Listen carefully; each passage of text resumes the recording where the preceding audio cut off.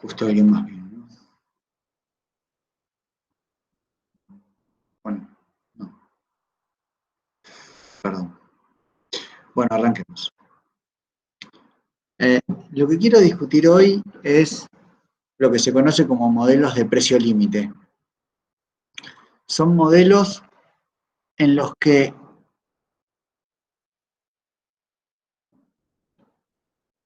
hay posibilidad de entrada, como en los modelos el modelo de competencia monopolística, pero hay factores que impiden, como en los modelos monopólicos o oligopólicos, que el precio tienda al costo medio. Es decir, si ustedes recuerdan, una de las principales características, si no por decir la principal característica de los modelos de oligopolio, era que la cantidad de empresas que hay en un mercado está dada. Nosotros asumimos la semana pasada que había 2 empresas en el mercado. Y esa cantidad de empresas que había en el mercado era independiente de lo que ocurría con los precios en el mercado. Es decir, no había posibilidad de entrar al mercado. Los modelos de precio límite eliminan este supuesto. Es muy restrictivo suponer que no hay posibilidad de entrada. Y eso implica que ya no podemos saber cuántas empresas hay potencialmente en un mercado, porque eso dependerá del precio que se cobre. Entonces, el modelo de precio límite que vamos a estudiar ahora, que es un modelo de Bain, y que lo vamos a estudiar en 2 etapas, digamos, porque sufre alguna modificación, es un modelo que inicialmente plantea cuál es el precio máximo que puede fijar una empresa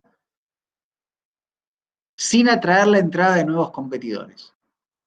La idea es que hay un determinado nivel de precios que no exige o no implica que vengan competidores, incluso si ese precio está por encima del costo medio. Recuerden ustedes que el precio igual al costo medio es el precio que asegura un rendimiento normal de las inversiones. Voy a cortar porque hay alguien que está pidiendo entrar. Y voy a seguir. ¿Está bien? Entonces, tiene un elemento de oligopolio o de monopolio en el sentido de que el precio que se va a cobrar está por encima del costo, pero tiene un elemento de competencia central, que es la posibilidad de que las empresas entren al mercado.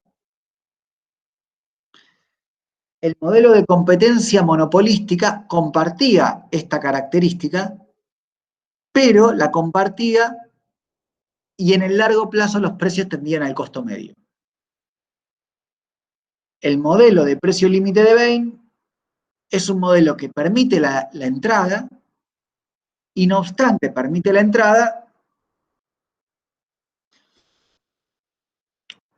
el precio se fija por encima del costo medio, es decir, por encima del costo que asegura un rendimiento normal del capital. Bueno, ¿cuáles son los supuestos? Hay una curva de largo plazo de la industria que no se ve afectada por los ajustes de precio, es decir, la curva de largo plazo de costos y de demanda no se ve afectada por la entrada de nuevos competidores. Los oligopolistas que están en el mercado actúan como si fueran un gran monopolio, ¿está bien? No importa cuántas firmas hay en el mercado, no pueden ser muchas, pero las que hay actúan como un monopolio. Y lo que hacen las firmas existentes tienen un dilema, digamos. Fijar un precio, un PL, que es el precio límite, o un precio más bajo, e impedir la entrada. Si yo fijo un precio límite o un precio más bajo que el precio límite, no hay entrada. Si fijo un precio más alto que el precio límite, hay entrada. Entonces, el dilema es, fijo el precio PL o el precio más bajo, un precio más bajo que PL de acuerdo a mis condiciones de costo, e y me garantizo ese precio, o fijo un precio más alto y me arriesgo a que potencialmente lleguen nuevos competidores. Ese es el problema que tienen que decidir o que enfrentar las firmas que ya están operando en el mercado. En el modelo del oligopolio que vimos la semana pasada, la única posibilidad de reacción que había en el mercado era que las empresas tenían que ver cómo iba a reaccionar el competidor. Acá estamos evitando esa potencial colusión o interacción, si quieren, asumiendo que las empresas ya coludieron. Las empresas que están en el mercado ya coludieron. Y lo que tienen que decidir es si fijar un precio L, precio límite, o uno más bajo, y garantizarse ese precio y los beneficios asociados a ese precio con certeza, o fijar un precio más alto que PL y arriesgarse a que entren nuevos competidores. Obviamente las firmas existentes maximizan beneficios, ¿no? Eso desde ya. Entonces, aquí lo que tenemos es el resultado en el que entra una nueva hay una nueva empresa que tiene que ver si entra y no tiene colusión con las empresas que están en el mercado. Miren aquí el gráfico. A ver si. Este es el precio límite, ¿está bien? Por encima del precio límite no se sabe qué va a pasar, por eso está la línea punteada. Es el tramo incierto de la curva de demanda. Por debajo del precio límite se sabe cuál es el comportamiento de la curva de demanda y a eso no va a inducir nuevas empresas, la llegada de nuevas empresas. Este es el precio, esta es la curva de costo marginal de largo plazo, o sea, la curva de costo marginal y la de costo medio de largo plazo de las empresas que están operando en el mercado, que se grafican como si fueran una única curva porque están coludiendo.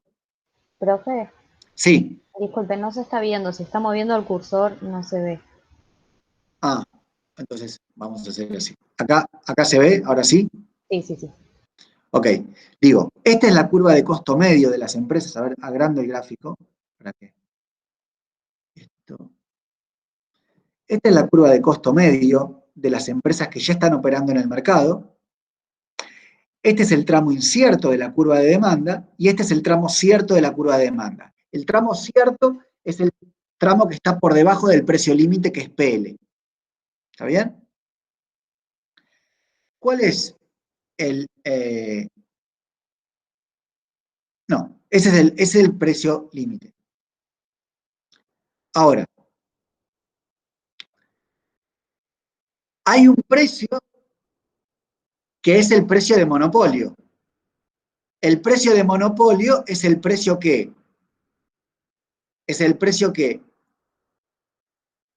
interseca la curva de ingreso marginal, que también tiene una parte con certeza y una parte con certeza y una parte con incerteza. La parte con certeza es la que se corresponde con la curva de demanda cierta, y la parte con incerteza es la que se corresponde con la curva de demanda incierta.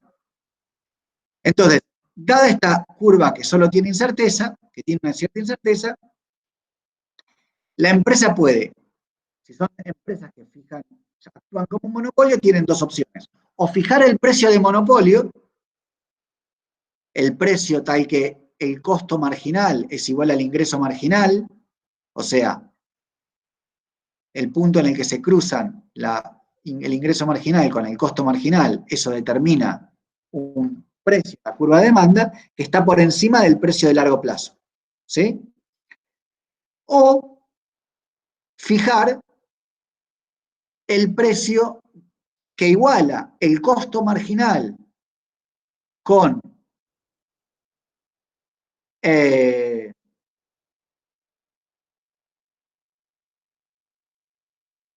con el precio, ¿sí? El costo marginal con el precio a un precio cierto.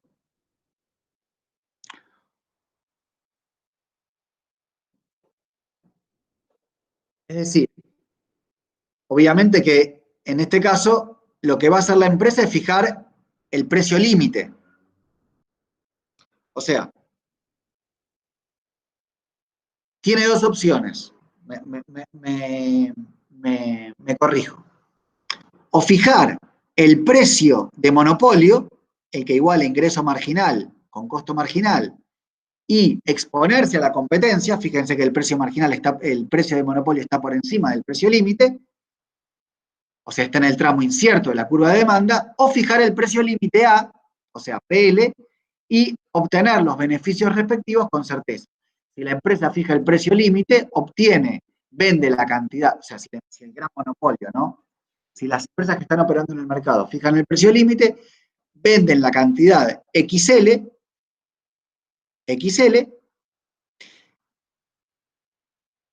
obtienen ingresos PL por XL, XL por PL, y el costo es el costo que se corresponde con esa cantidad producida, que es este que está aquí, el costo medio por unidad. Entonces, los beneficios son la diferencia entre el precio y el costo medio. En ese caso, entonces, hay un dilema. Ahora, si los costos son muy bajos, si los costos caen, ¿se ve eso? Esta es la nueva curva de costos.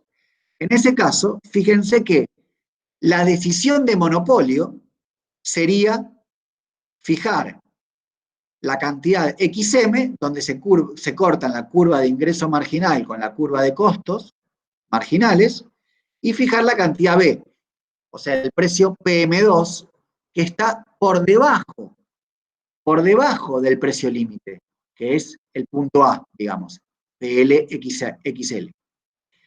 Si el precio de monopolio está por debajo de el precio límite, la decisión óptima, o sea, la decisión del precio de monopolio y la decisión que evita la entrada coinciden.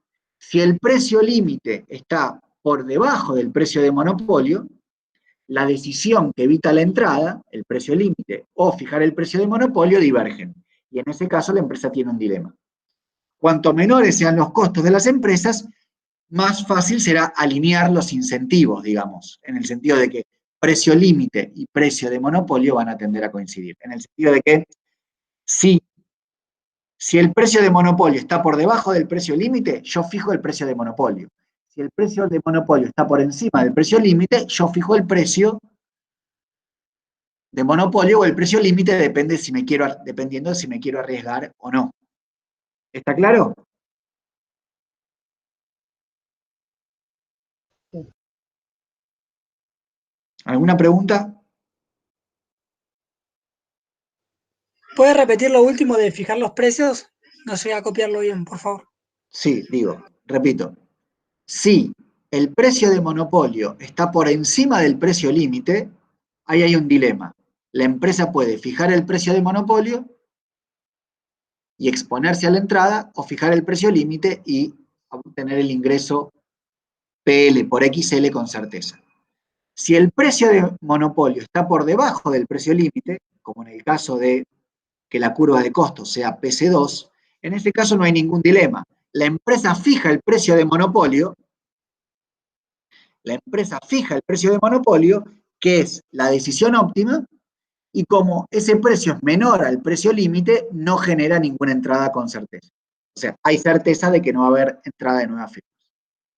En cambio, al fijar el precio límite, cuando el precio límite está por debajo del precio de monopolio, la empresa fijando el precio límite no es la decisión óptima, en el sentido de que no es el precio que elegiría si supiera que no, con certeza que no entran nuevos competidores. Ella fijaría el precio de monopolio. El problema es que si el precio límite está por encima de ese precio de monopolio, si el precio de monopolio está por encima del precio límite, ella no puede con certeza estar segura de que no van a entrar nuevos competidores. Y de ahí surge el dilema.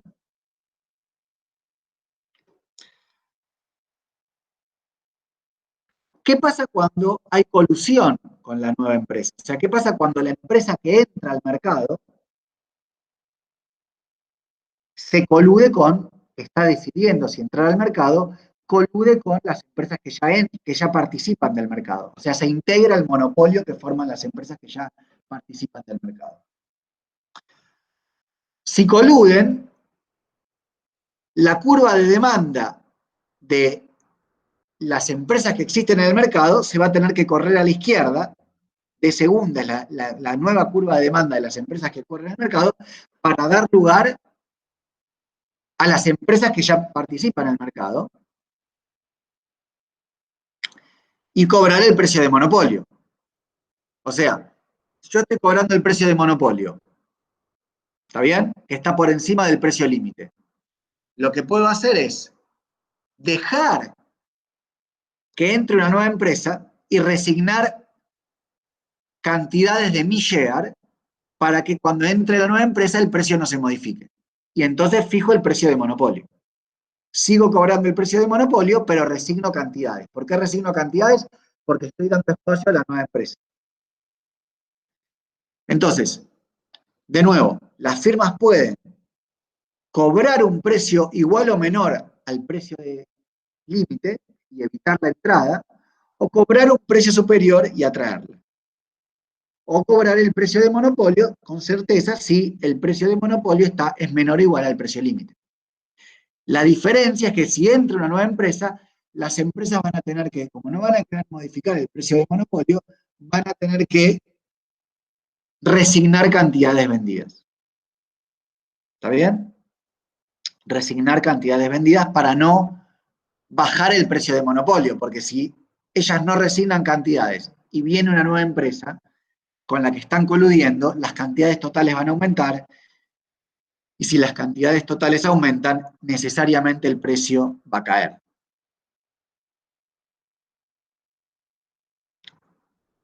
Ahora, ¿está claro esta primera parte?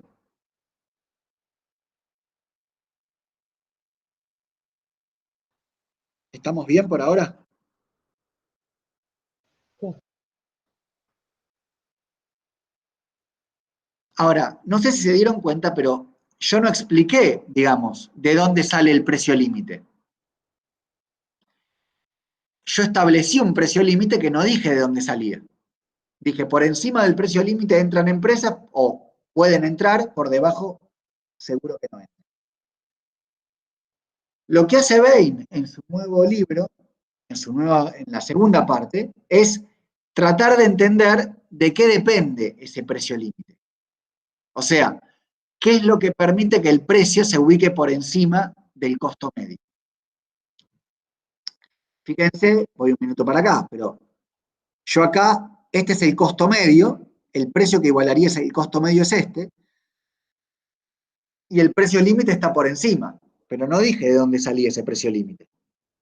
Lo que trata de estudiar Bain en la segunda parte de en la segunda parte de su investigación es justamente tratar de entender de qué depende ese precio límite.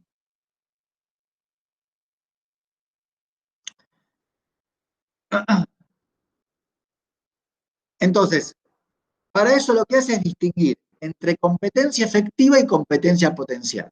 De nuevo, la competencia efectiva son las empresas que están ya operando en el mercado. La competencia potencial son las empresas que podrían llegar a entrar al mercado. Cuando hay oligopolio tradicional, como el que estudiamos la semana pasada, no hay competencia potencial, hay solo competencia efectiva. Porque las empresas que operan en el mercado son dos, podrían ser tres o cuatro, son fijas, y eso incrementa, digamos, y no hay competencia potencial, no hay posibilidad de que entren nuevas empresas. Entonces, el premio, digamos, la diferencia entre el precio límite y el precio que cubre los costos, en términos del precio que cubre los costos, o sea, el porcentaje incremento E, es lo que vamos a tratar de investigar de qué depende. El precio límite es el precio de costo multiplicado por 1 más un premio. ¿Sí? es un premio que un porcentual, un 10%, un 20%, no importa, está expresado en tasas, digamos. Y la idea es tratar de entender de qué depende. Eso es lo que Bain llama barreras a la entrada, es decir, cuando hay barreras a la entrada, eso impide que lleguen nuevas empresas y permite a las que existen cobrar un precio más alto que el precio que cubre los costos medios. ¿Cuáles son las barreras a la entrada que identifica Bain? Son 4. Las ventajas absolutas de costos, las economías de escala, los requisitos iniciales de capital, es decir, cuánto tiene que tener una firma para poder propio, digamos, para poder instalar la fábrica. Si hay crédito, los requisitos de capital pueden ser muy bajos, los requisitos iniciales de capital pueden ser muy bajos, porque las firmas pueden endeudarse para participar del mercado. Y la diferenciación de productos. Nosotros vamos a estudiar estas dos primeras causas, dos barreras, las ventajas absolutas de costos y las economías de escala.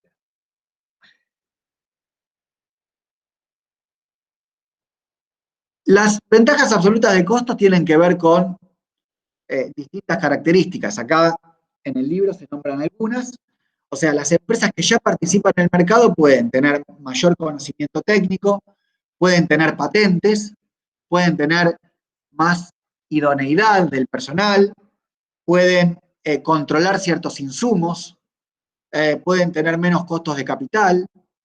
Es decir, hay un know-how que las empresas que operan en el mercado tienen y que puede desincentivar la llegada de nuevas empresas al mercado. Si esas diferencias existen, bueno, al menos en el relativamente breve o corto plazo, eso desincentiva la llegada de nuevas empresas.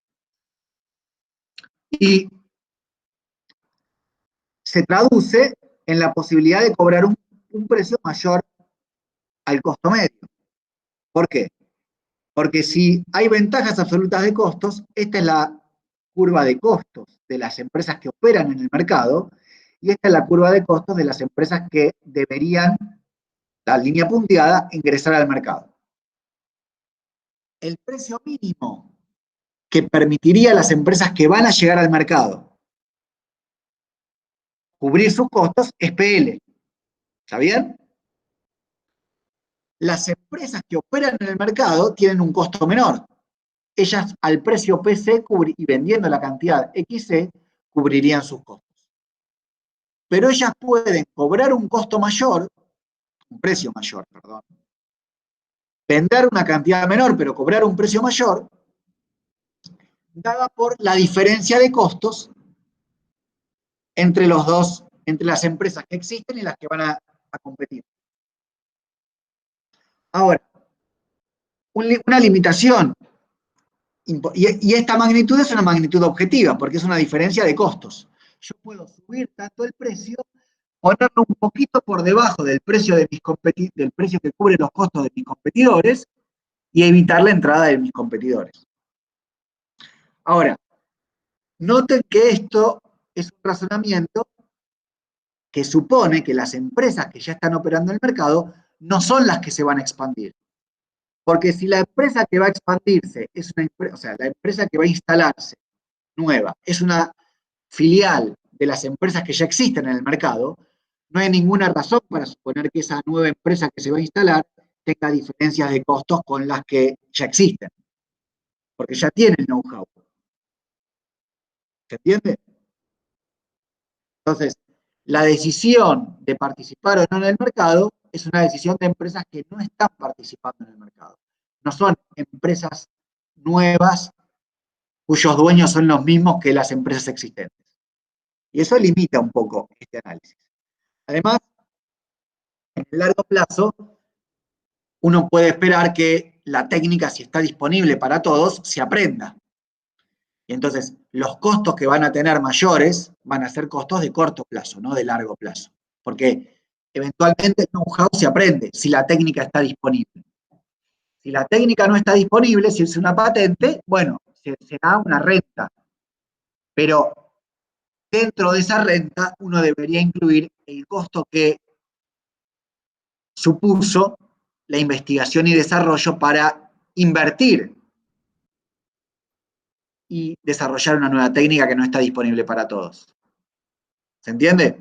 Entonces ahí el precio límite, esa diferencia entre el precio límite y el precio de costo sería el gasto en investigación y desarrollo que permitió pasar de una técnica más costosa a una técnica menos costosa.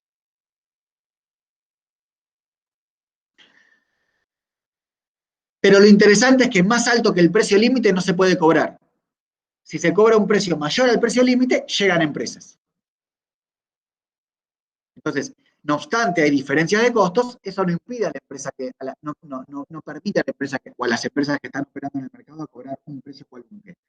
Tienen que cobrar si cobran un precio mayor al precio límite, inducen la llegada de empresas al mercado. Y ese precio límite está dado por la diferencia de costos entre las dos empresas. O sea, entre los dos tipos de empresas. Las empresas que operan en el mercado y las que no operan en el mercado.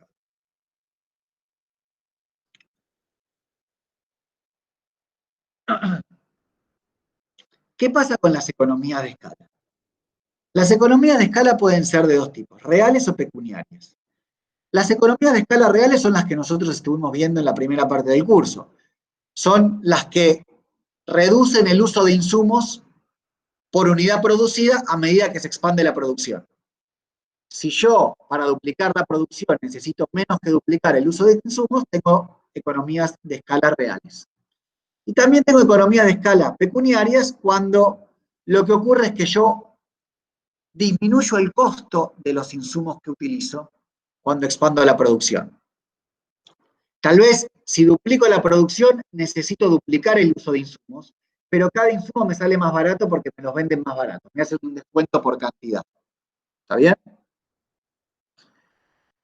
Ahora, cuando hay economía de escala, uno tiene que meterse a estudiar cuáles son las expectativas que las empresas que entran tienen sobre el precio y las cantidades, XSQ, está bien, las cantidades, que se van a fijar por las empresas, que van a ser fijados por las empresas existentes y viceversa. O sea, ¿qué va a pasar con los precios y las cantidades que se venden cuando yo entre al mercado? Esa es la pregunta que se hacen las empresas que ya participan del mercado, que quieren decidir si entrar o no. Entonces, vamos a considerar dos casos polares, aunque hay muchos casos en el medio, y ver sus implicancias. El primer caso es, ¿qué ocurre cuando la empresa que está ingresando al mercado espera que se venda a un precio constante? O sea, que el precio al que se vende la mercancía sea el mismo y al nivel de la preentrada. Si la empresa espera que el precio sea el mismo, lo que tiene que suponer es que le van a dar un share del mercado. Porque si se venden 100 unidades y entra la empresa nueva y vende alguna unidad positiva, el precio tiene que caer. Si ella espera que el precio no se modifique, lo que está esperando es que su participación en el mercado ocurra a costa de otras empresas que ya participan en el mercado. Y el segundo caso es que la cantidad sea constante. O sea, en ese caso, de nuevo, lo que va a pasar es que también le van a dar un share del mercado, pero las implicancias son distintas. Veamos el primer caso. ¿Cuáles son los supuestos sobre los que trabajamos? Chico un poquito. El primero es que para cada industria hay una escala mínima de planta. Es decir, las curvas de costos van a tener esta forma de L. A partir de una escala de producción, los rendimientos a escala se realizan plenamente. Cuando yo produzco menos de X barra, hay economías de escala, los costos se reducen a medida que aumenta la producción. Cuando llego al nivel X barra, los costos empiezan a aumentar. Los costos se permanecen constantes, perdón. Los costos permanecen constantes.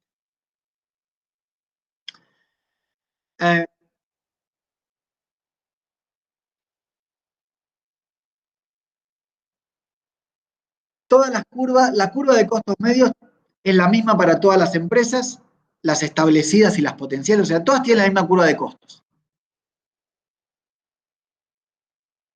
La parte plana de la curva de costos medios determina el precio competitivo, es decir, cuando el precio está en su nivel mínimo, es el precio que iguala los costos medios. Esta es la curva de demanda que enfrenta una empresa individual y esta es la curva de demanda que enfrenta todo el mercado.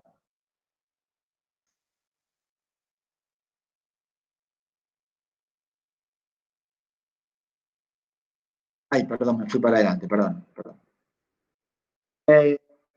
La curva de demanda del mercado es conocida para todas las firmas y todas las firmas poseen el mismo tamaño del mercado. Y la curva de demanda que enfrenta la empresa individual tiene la misma elasticidad que la curva de demanda del mercado.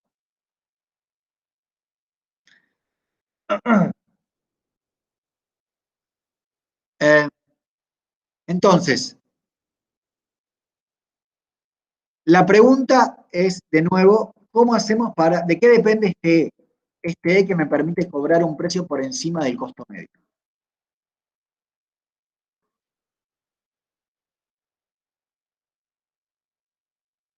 Como les decía, la firma que ingresa al mercado espera que las firmas existentes mantengan el mismo precio y, como mantienen el mismo precio, tienen que ceder un share de forma tal de que ese precio se mantenga. O sea, la cantidad agregada con las nuevas empresas no se modifica. Ergo, las que existen necesariamente ceden un share del mercado.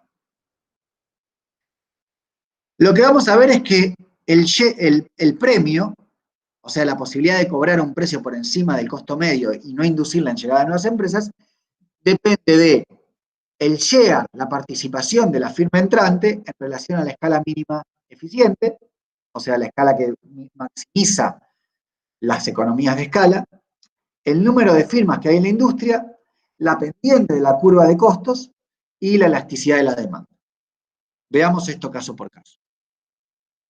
A ver si les doy una intuición. Fíjense aquí. Esta es la curva de demanda del mercado.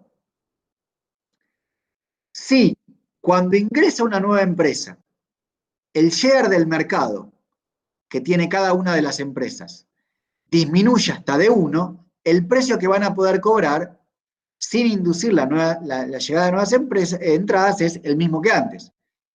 El precio de costo. Porque la nueva empresa va a poder cobrar la cantidad de 1, va a ingresar la empresa al mercado,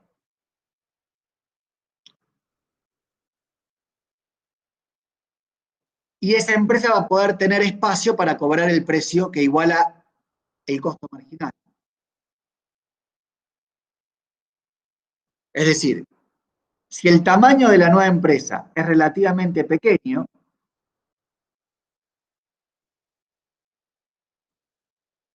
el share no va a decrecer sustancialmente, y si la demanda del mercado estaba aquí y se tiene que correr un poquito, el precio no va a cambiar. En cambio, si el share es muy grande, ¿está bien? Cuanto mayor es el share que va a tener la empresa entrante, por ejemplo, para mantener el precio de antes, el share se tiene que desplazar como de 2 o de 3, digamos. Las empresas pueden fijar, las que existen, pueden fijar un precio un poquito por debajo de PL2, que es el precio que debería cobrar la nueva empresa para poder participar del mercado. Las empresas cobran un precio un poquito por debajo de PL2 y no inducen a la nueva empresa a entrar. Porque si la nueva empresa tiene que entrar, su curva de demanda va a ser de 2 y va a tener que cobrar un precio PL2. Entonces, la diferencia entre el precio de costo, que maximiza los costos, o sea, que maximiza las economías de escala, y PL es el precio que podrían cobrar las empresas que existen en el mercado y que tienen la participación que ya tienen,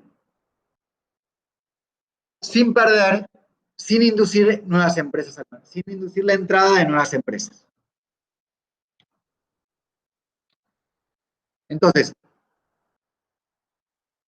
la idea es, si el share es tal que se cruza X barra, o sea, si D hace que nos movamos para la derecha del nivel de producción que maximiza las economías de escala, a menor de, o sea, cuanto menor es el share de la empresa, mayor va a ser el precio límite.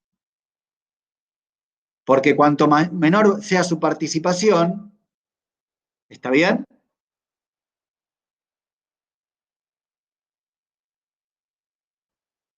Mayor va a ser el precio límite que puedan cobrar. Porque más a la izquierda va a estar la demanda.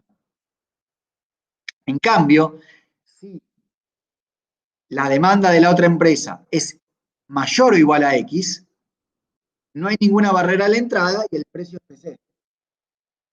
Si el share que le supone a la empresa es de 1, o sea, si la empresa le toca una cantidad mayor a la mínima, que maximiza las economías de escala, el precio límite y el precio de costo coinciden. En cambio, si el share que le toca a la empresa hace que, digamos, es menor a X, a menor share, mayor es el precio que yo puedo cobrar. Entonces, el share y la escala mínima se relacionan negativamente.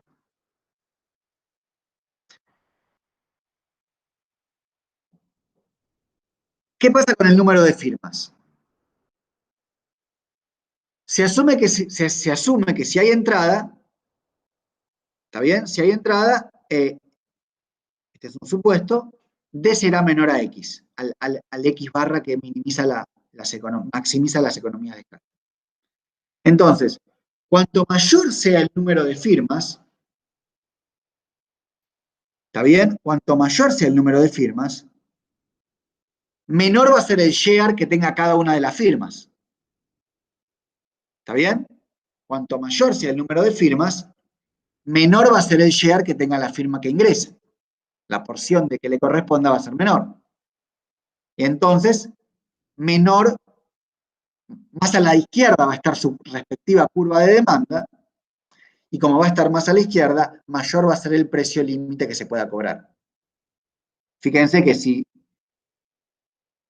mayor es el número de, bueno, con el número de firmas que hace que se corresponda un share de 1', el precio límite es este, y se cobra un precio un poquito por debajo, no ingresa la firma. Si hay más firmas y el share que le corresponde a cada empresa es menor, se puede cobrar un precio límite todavía más alto. O sea, D1', D2' son los shares de las empresas individuales. Cuantas más empresas individuales haya en el mercado, si queremos dejar la cantidad constante, menor va a ser el share que le corresponda a cada empresa. Y cuanto menor sea el share que le corresponda a cada empresa, más alto va a poder ser el precio. Pero porque hay economías de escala. Si no hubiera economías de escala, si los costos fueran siempre constantes, el precio siempre sería igual al costo medio. Vean eso.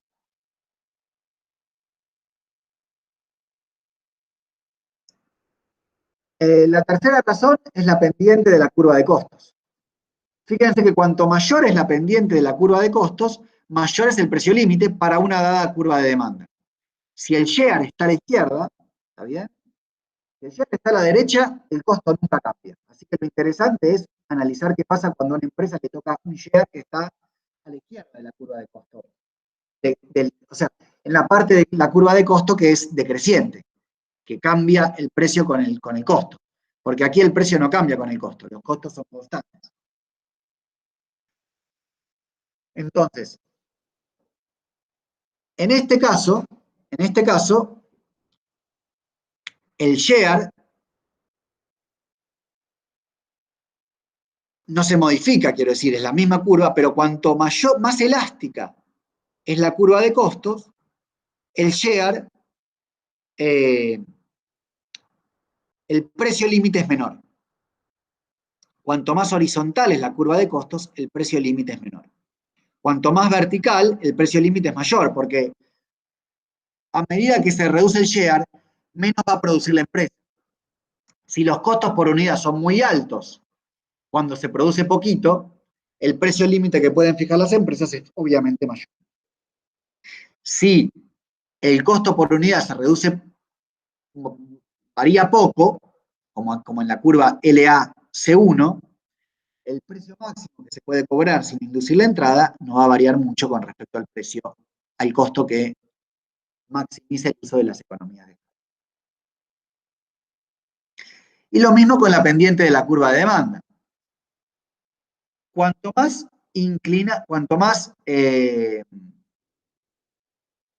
elástica es la curva de demanda, cuanto más reacción tenga la curva de demanda que enfrenta la industria al precio, más alto va a poder ser el precio límite que se cobre. Fíjense que aquí tenemos una curva de demanda que hace que el share se vaya a la izquierda a la misma cantidad inicial. El precio límite que se puede cobrar es mayor cuanto más inclinada sea la curva de demanda. Entonces, cuanto más elástica es la curva de demanda, mayor reacción va a tener la cantidad demandada al precio, y entonces el precio límite que va a poder cobrar las empresas sin inducir entrada es mayor. Hagamos una pequeña pausa, así tomo un poco de agua, y